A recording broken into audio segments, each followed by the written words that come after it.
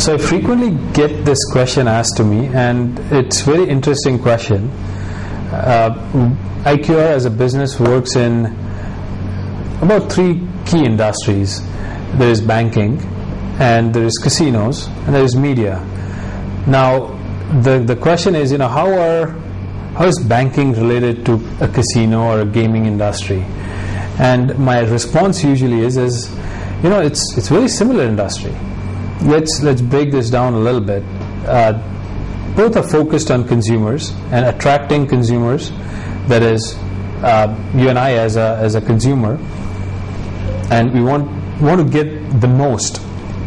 So we want to attract them as our patrons, as our clients, and we want to get the most amount of their share of wallet or share of spend. Either way you look at it. In one side, it's and on both sides, it's the share of spend that we are also after.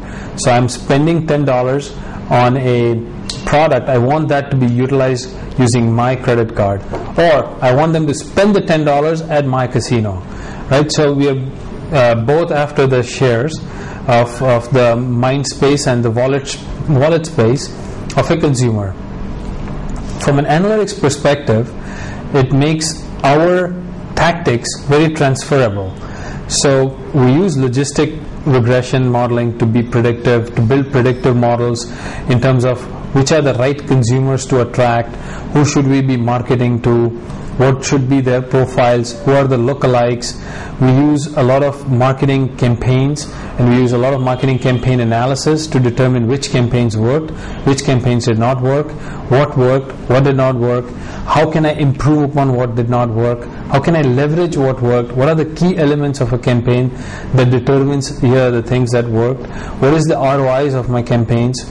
They both require a very solid focus on being predictive in nature and learning from your history.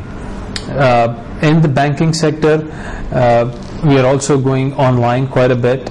There are online banks available now. There are different payment vehicles available to an individual, and every bank is competing for the different payment vehicles. In the casinos as well, there are different loyalty programs available to individuals, and they are gravitating towards one loyalty program or the other, and we are trying to figure out what is that one hook that will keep them to our program, and how does analytics ensure that we are getting the nuggets. So there are some very interesting nuggets that evolve because of analytics, and I'll give you a couple of examples on casinos or gaming side and a couple on the banking side. In the casino side, we find that most of the casinos really know the top 0.5% by name, right? So even if you asked the owner of MGM, they'll be able to tell you who the top 100 gaming patrons are on their casino. They'll also know who the top 0.5% are, because that's where they focus their entire fleet and their entire energy on.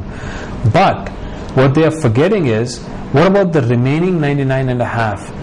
Who in there has a potential to be in that 0.5%? Is there anybody? And how do I bucket the 99% into different buckets and migrate them over so that I'm increasing my share of their spend? What we found is most of the casinos don't focus on it that way. They're very focused on the top 10% at best, and the marketing programs are very focused on that. Now, those 10% are already coming my way.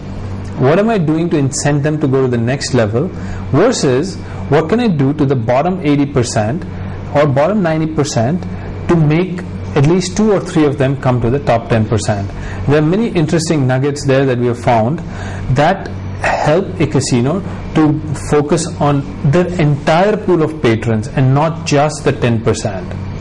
When you walk over to the banking side a little bit, you realize that banking is a very similar infrastructure, similar in terms of the business problem that they are trying to attack and solve. I'm after if I'm a bank, I lead with most likely a checking product, but then I want every product that I have in my arsenal to be with that one consumer. And how do I do that? How am I able to compete with the one customer that I have and their 50 demands. Out of the 50 demands, I have a product for maybe 25 of them.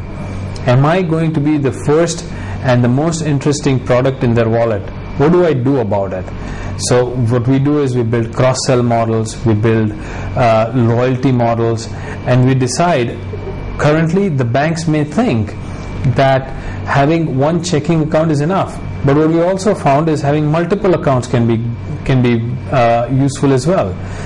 So there are, as you go into the data, as you learn more about your consumer, as you learn more through your campaigns, we find that these learnings are in the current state across many banks are just there is a very high energy to get a campaign out the door, to get a marketing program out the door, but very little energy to actually review and sit back and look at what worked in a campaign. And once you start applying your analytics in that space, that's where the real insight and the real money is well spent.